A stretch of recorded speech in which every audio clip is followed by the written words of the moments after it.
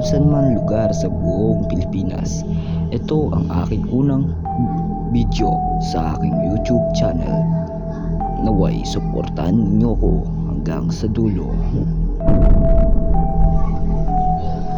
Ang kwentong ito ay hango sa totoong buhay.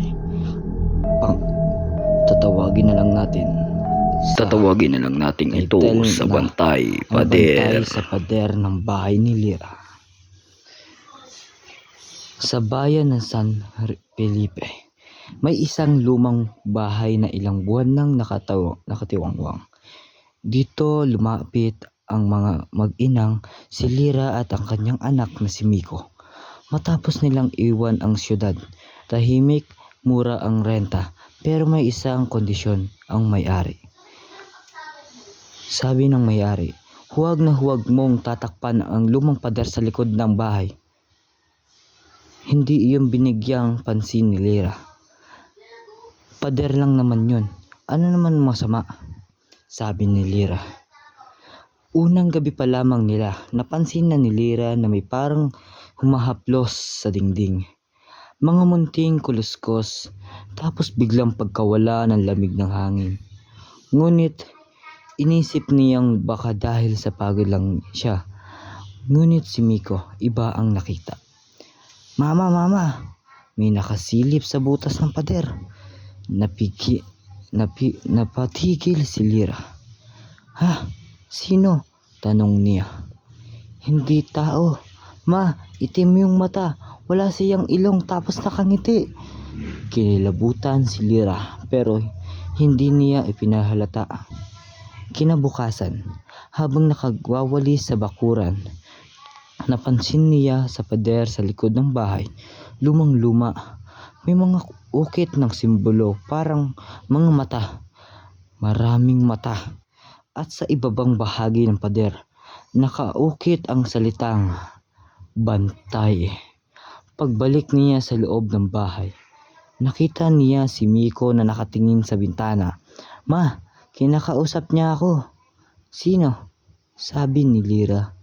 Yung nasa pader, sabi niya gusto niya raw ako makita. Hindi nakita ni Lira. Dinala niya si Miko sa sala at sinarado ang kortina. Pagdating ng hating gabi, may kumakaluskos sa labas. Sunod ay may kumakaluskos sa dingding hanggang sa may kumakatok.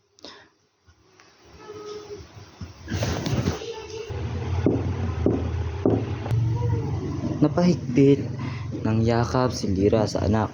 Tapos, may boses na nagsalita mula mismo sa likod ng dingding. Lira, pwede na ba akong pumasok? Halos nawala ng malay si Lira.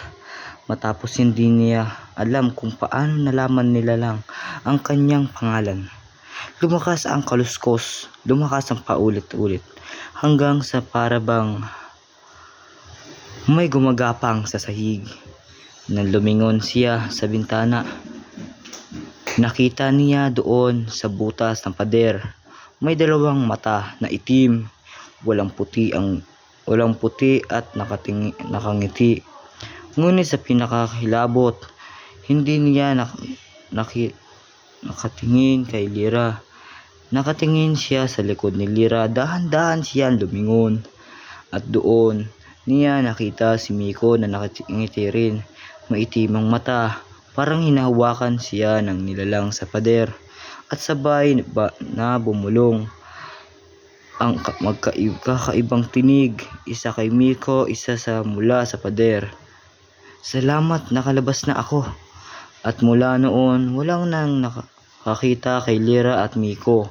Pero gabi-gabi, may naririnig ang mga kapitbahay na kumukuluskos sa likod ng pader.